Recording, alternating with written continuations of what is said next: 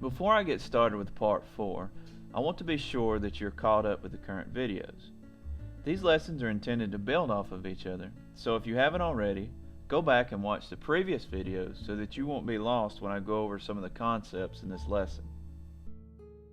The materials I will be using to blend the graphite in this portrait will be a couple of goat hair brushes and some Q-tips.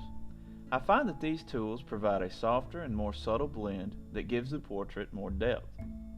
Okay, if you recall from the previous video when we created the gradient patch, we used the technique of layering to extend the gradient towards the light.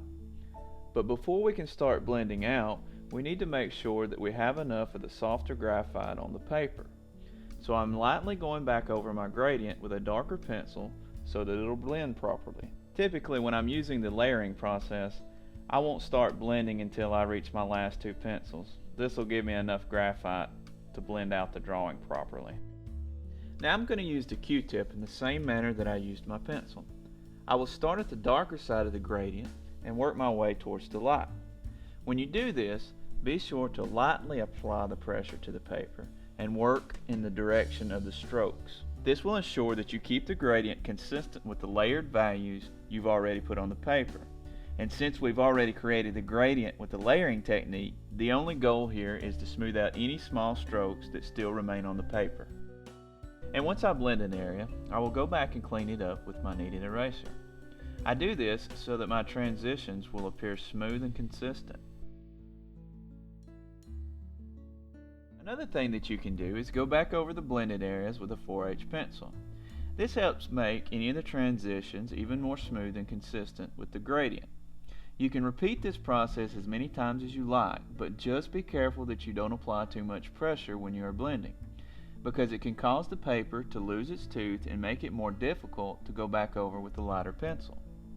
The other technique that I'll be using to blend my drawing will be brushing. This method of blending is a great way to blend hair and to move small amounts of graphite into the white areas on the paper. Later on, this will allow you to pull out the highlights with your eraser in the really bright areas.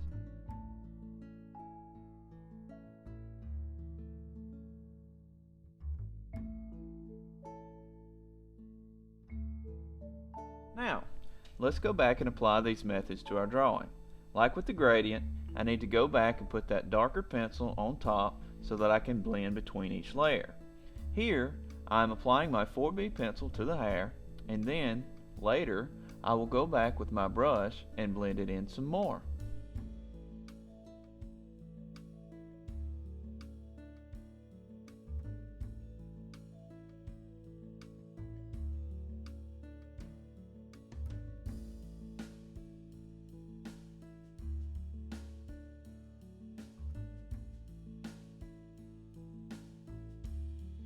If you notice what I'm doing here, I'm using the 4B pencil to fill in between the bunches of hair in that area so that I can define the highlights. At the same time, I'm trying to create a gradient on the head so that the viewer will be able to distinguish that the head is round and not flat.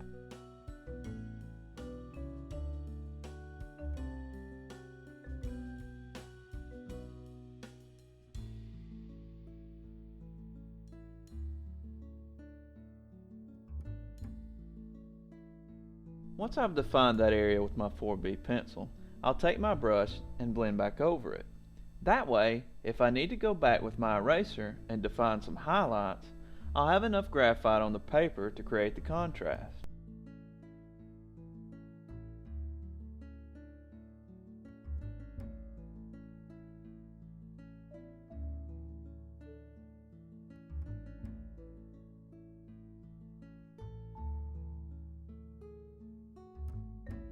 Just like before, I'm going to do the same procedure to the beard. I'll define the darker areas in between the bunches of hair to create the contrast for the highlights.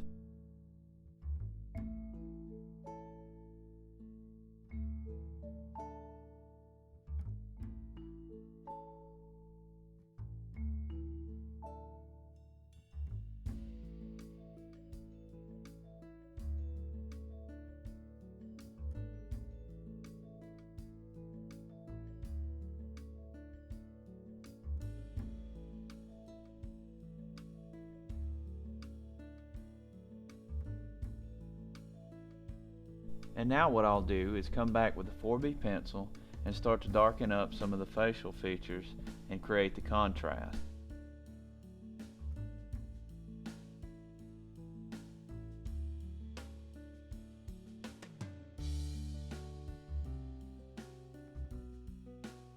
Once I've done that, then I'll come in with the 4H and blend over the gradient, just like in the demo at the beginning of this video.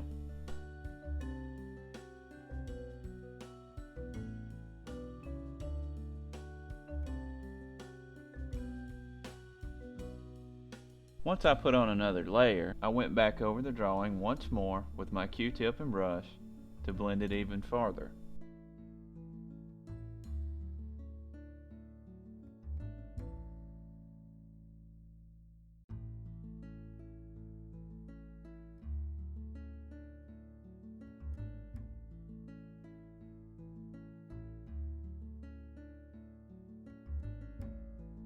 Typically when you use the brush, it tends to spread the graphite to the outside of the drawing. So one of the last things that I do after blending is to go back over the drawing and clean it up a bit with my kneaded eraser. Well, that's going to do it for part 4. In the next episode, I'll be concluding this 5-part series and putting on the finishing touches. So if you haven't already, go ahead and subscribe to my channel by clicking on the link in this video. Thanks for watching and have a great day.